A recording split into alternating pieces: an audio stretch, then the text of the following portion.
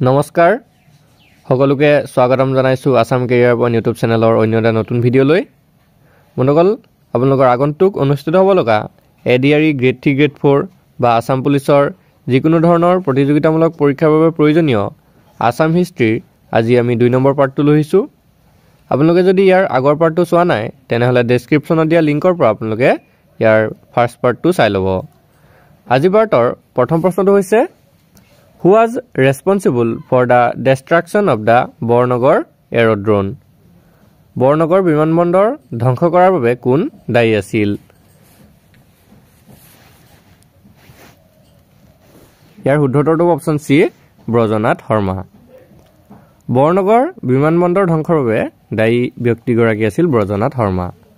ব্ৰজনাথ শৰ্মাৰ বিষয়ে আৰু কেইটামান ইম্পৰ্টেন্ট পইণ্ট আপোনালোকে মনত ৰাখি থব। তেওঁৰ জন্ম হৈছিল 1894 চনত তো 1894 চনৰ 15 ছেপ্টেম্বৰ তাৰিখে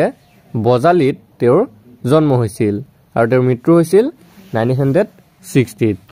1960 চনৰ 12 ছেপ্টেম্বৰত গুৱাহাটীত তেওঁৰ মৃত্যু হৈছিল তেওঁ আছিল অসমৰ নাট্যকাৰ অভিনেতা আৰু ভ্ৰাম্যমান থিয়েটাৰৰ অগ্ৰণী তো তেওঁৰ বিষয়ে এইখিনি কথা মনত ৰাখি থব আৰু বৰনগৰ বিমানবন্দৰ ধ্বংসৰ কথাটো আপোনালোকে ইম্পৰ্টেন্ট হয় হেতু পৰীক্ষাত আপোনালোকৰ আহিব পাৰে Next question to Sauk. Who was commander-in-chief of Mughal in the Battle of Saraighat? Saraighator যুদ্ধত মুগলৰ প্ৰধান সেনাপতি কোন আছিল? শুদ্ধটো অপচন এ ৰামসিংহ। তো চাওক সৰাইঘাটৰ যুদ্ধত মুগলসকলৰ প্ৰধান সেনাপতি আছিল ৰামসিংহ। তো আৰু আপোনালোকৰ সৰাইঘাটৰ যুদ্ধটো কিমান চনত সংঘটিত হৈছিল সেই প্ৰশ্নটো পৰীক্ষাত আহিব পাৰে। তো মনত ৰাখিব 1671 অৰ্থাৎ 1671 চনত আহোম আৰু মুগলৰ মাজত সৰাইঘাটৰ যুদ্ধ সংঘটিত হৈছিল আৰু এই সৰাইঘাটৰ যুদ্ধৰ সময়ত আহোমৰ সেনাপতি আছিল লাচিত বৰফুকন তো মুগলসকলৰ সেনাপতি আছিল ৰামসিংহ আৰু আহোমসকলৰ সেনাপতি আছিল লাচিত বৰফুকন তো দুইটা পইণ্ট আপোনালোকে মনত ৰাখি ল'ব নেক্সট কোৱেশ্চনটো চাওক When was Sukapha arrived at Assam? Sukapha কেতিয়া অসমত উপস্থিত হৈছিল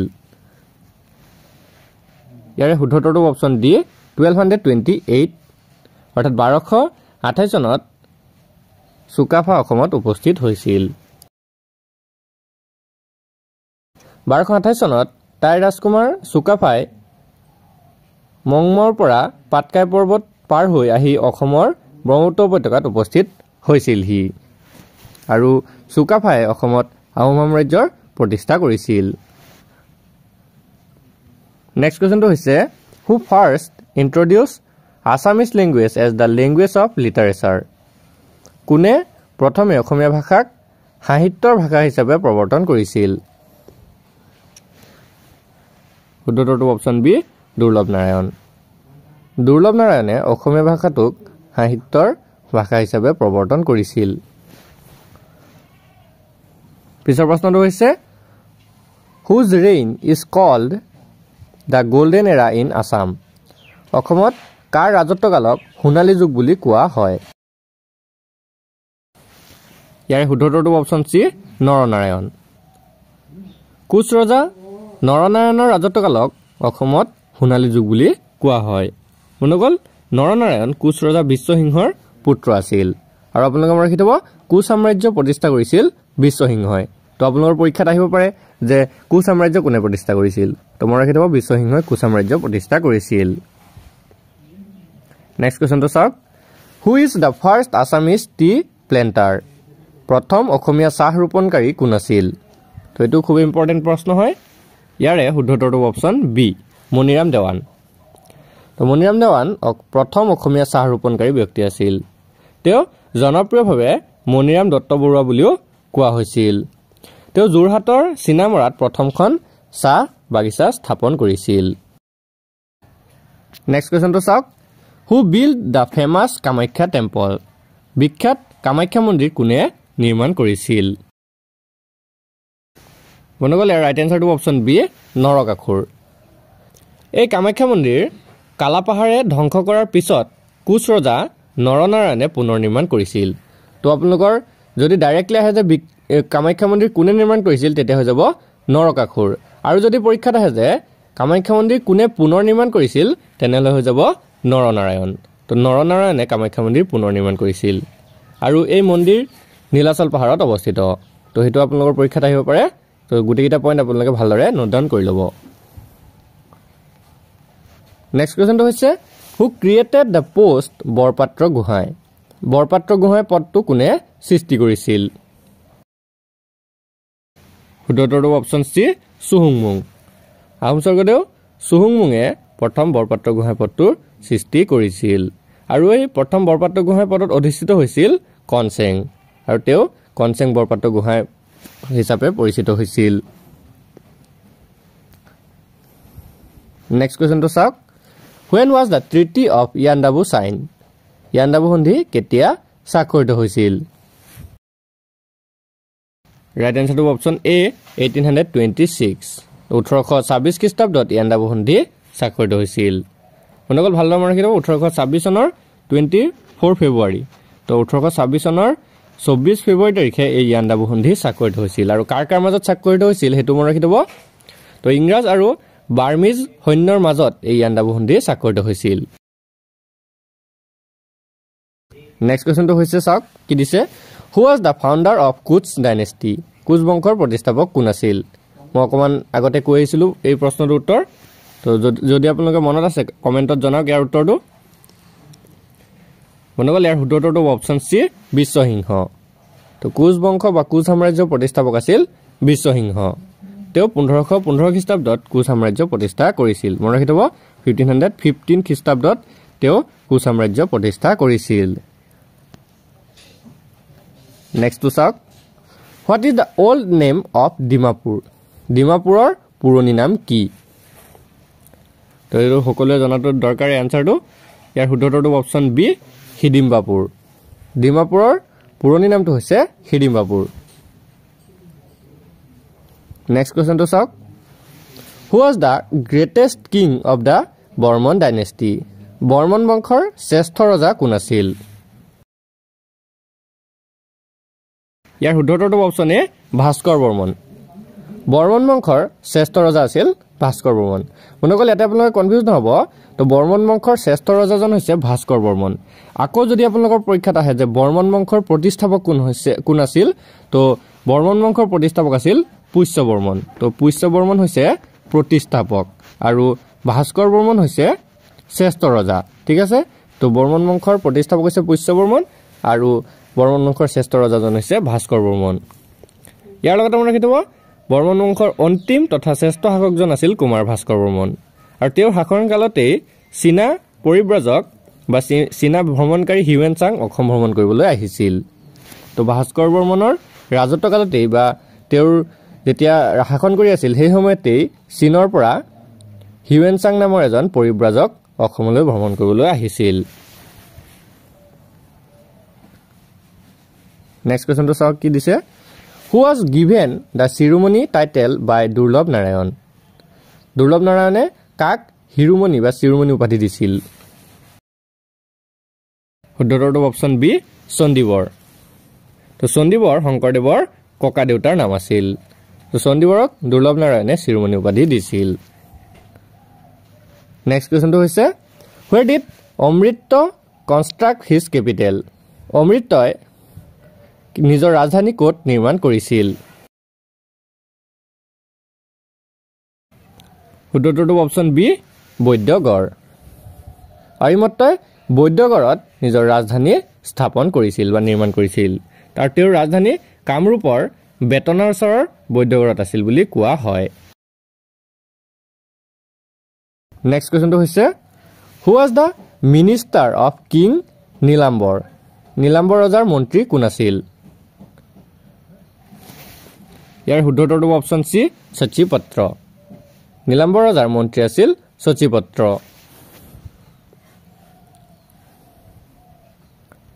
নাও কুৱেশ্চন নম্বৰ 16 চাওক কি দিছে who shifted the capital of Kamrup from Kamrup Nagar to Kamatapur কামৰূপৰ ৰাজধানী কামৰূপ নগৰৰ পৰা কমতাপুৰলৈ কোনে স্থানান্তৰ কৰিছিল শুদ্ধটো অপচন এ সন্ধ্যা মনগল সন্ধ্যা ৰজাই কামৰূপৰ ৰাজধানীটো কামৰূপ নগৰৰ পৰা কমতাপুৰলৈ স্থানান্তৰিত কৰিছিল আৰু এটা কথা মনত ৰাখিব সন্ধ্যা ৰজাক গৌৰেশ্বৰ নামেৰেও জনা গৈছিল তো এটো কেতিয়াবা আপোনালোকৰ পৰীক্ষাত আহিব পাৰে সো মনত ৰাখি লব নেক্সট কোৱেশ্চন তো চাওক পিছালপাৰিয়া বেটেল was fought between পিছালাপৰিয়া যুদ্ধ কাৰ মাজত সংঘটিত হৈছিল উত্তৰটো অপচন সি কুচ এণ্ড আহোম তো কুচ আৰু আহোমৰ মাজত এই পিছালাপৰিয়া যুদ্ধটো সংঘটিত হৈছিল নেক্সট কোৱেশ্চনটো হৈছে হু was the first Borphukan of Ahom আহোমৰ প্ৰথম বৰফুকন কোন আছিল ইয়াৰে শুদ্ধটো অপচন ডি লাংগি পানিছিয়া বৰফুকন তো লাংগি পানিহি আছিল আহোমসকলৰ প্ৰথম Borphukan next question where did Sukapha first built up his capital in Assam Sukapha অসমৰ কোট প্ৰথমে ৰাজধানী নিৰ্মাণ কৰিছিল বন্ধুসকল ইয়াৰ শুদ্ধটো অপচন বি চৰাইদেউ Sukapha অসমৰ চৰাইদেউত প্ৰথম ৰাজধানী নিৰ্মাণ কৰিছিল তেওঁ 1253 খ্ৰীষ্টাব্দত বৰ্তমানৰ শিৱসাগৰৰ ওচৰত চৰাইদেউত আহোম সাম্ৰাজ্যৰ ৰাজধানী স্থাপন কৰিছিল তো চনটো ইম্পৰ্টেন্ট হয় মনত ৰাখিব 1253 খ্ৰীষ্টাব্দত 1253 তেওঁ চৰাইদেউত ৰাজধানী প্ৰতিষ্ঠা কৰিছিল নেক্সট কোৱেশ্চনটো হৈছে who constructed his kingdom in the bank of Kundil river Kundil নদীৰ পাৰত কোনে নিজৰ ৰাজ্য নিৰ্মাণ কৰিছিল ইয়াৰে শুদ্ধটো অপচন বি ভীষ্মক বন্ধুসকল অৰুণাচল প্ৰদেশৰ নিম্ন দিবাং উপত্যকা জিলাৰ ৰয়িঙৰ ওচৰত ভীষ্মক নগৰ বা কুণ্ডিল নগৰৰ প্ৰত্নতাত্ত্বিক স্থান অৱস্থিত আৰু সেই কুণ্ডিল নদীৰ পাৰতে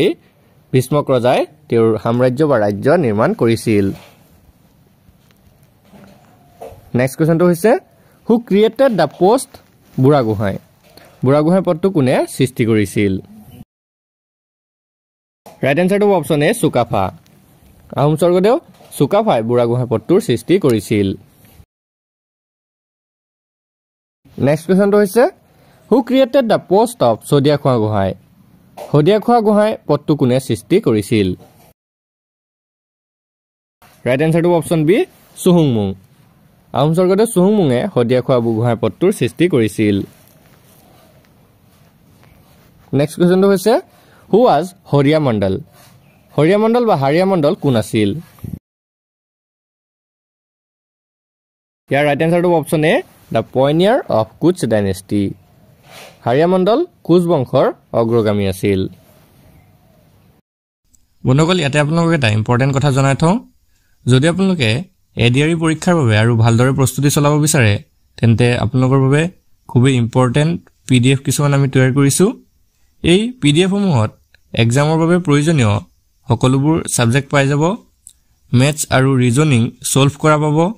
প্ৰিভিয়াস ইয়াৰ সলভ পেপাৰ পাব আপুনি দোকানৰ পৰা যদি এখন কিতাপ কিনিবলৈ যায় তেনেহলে 400 টকাৰ পৰা 500 টকা লৈ ল'ব আৰু সকলোৱে এই 400-500 টকাত গৈ কিতাপবোৰ কিনি আনি পঢ়িব নোৱাৰে আৰু হেহে আমি তেওঁলোকৰ বাবে খুব কম মূল্যত কেৱল 79 টকাত সকলোবোৰ সাবজেক্ট থকা পিডিএফ সমূহ আমি প্ৰস্তুত কৰিছো এই পিডিএফ সমূহত আপোনালোকে আসামিজ আৰু ইংলিশ এই দুইটা মাধ্যমতে সকলোবোৰ বস্তু পাই যাব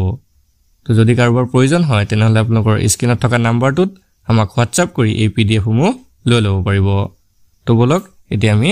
নেক্সট কোৱেশ্চনটো চাওঁ নেক্সট কোৱেশ্চনটো হৈছে what was the capital of কুচ কিংডম কুচ সাম্ৰাজ্যৰ ৰাজধানী কি আছিল ইয়াৰে শুদ্ধটো অপচন সি কুচবিহাৰ কুচ ৰাজ্যৰ ৰাজধানী আছিল কুচবিহাৰ পিছৰ প্ৰশ্নটো হৈছে Hirimbapur is related to whom of the following Hirimbapur তলৰ কাৰ লগত সম্পৰ্কিত ৰাইট এনসাৰটো অপচন বি ভীম হিৰিম্বাপুৰ স্থানটো ভীমৰ সৈতে সম্পৰ্কিত নেক্সট কোৱেশ্চনটো হৈছে what was the name of the son of minister Sachipatra মন্ত্ৰী সচিপাত্ৰৰ পুত্ৰৰ নাম কি আছিল বন্ধুসকল ইয়াৰ শুদ্ধটো অপচন বি নীলাম্বৰ সচিপাত্ৰৰ পুত্ৰৰ নাম আছিল নীলাম্বৰ নেক্সট কোৱেশ্চনটো চাওক হু ৱেগড এ ৱাৰ এগেইনষ্ট দা মুগলছ নন এজ ইটাখুলিৰ ৰণ ইটাখুলিৰ ৰণ নামেৰে পৰিচিত মোগলৰ বিৰুদ্ধে কোনে যুদ্ধ চলাইছিল ইয়াৰে শুদ্ধ উত্তৰটো অপচন সি গদাধৰ সিংহ তো ইটাখুলিৰ ৰণ নামে পৰিচিত মোগলসকলৰ বিৰুদ্ধে গদাধৰ সিংহই যুদ্ধ চলাইছিল নেক্সট কোৱেশ্চনটো হৈছে হু ৱাজ গোহাঁই কমল কোন আছিল ইয়াৰ ৰাইট এনসাৰটো option A brother of Naranarayan Gohain Kamal নৰনাৰায়ণৰ ভাতৃ আছিল পিছৰ প্ৰশ্নটো হৈছে what was the name of daughter of king Banasur ৰজাৰ কন্যাৰ নাম কি আছিল খুব ইম্পৰ্টেণ্ট প্ৰশ্ন হয় আৰু সকলোৱে ইয়াৰ আনসাৰটো জনাটো দৰকাৰ ইয়াৰ শুদ্ধ উত্তৰটো অপচন বি উষা বানাসুৰ ৰজাৰ কন্যাৰ নাম আছিল উষা ইয়াৰ লগতে মনত ৰাখি থব শ্ৰীকৃষ্ণৰ নাতি অনিৰুদ্ধই উষাক বিয়া কৰাইছিল তো এইটো পৰীক্ষাত আহিব পাৰে যে বানাসুৰ ৰজাৰ কন্যাক কোনে বিয়া কৰাইছিল তো মনত ৰাখি থব শ্ৰীকৃষ্ণৰ নাতি অনিৰুদ্ধই উষাক বিবাহ কৰাইছিল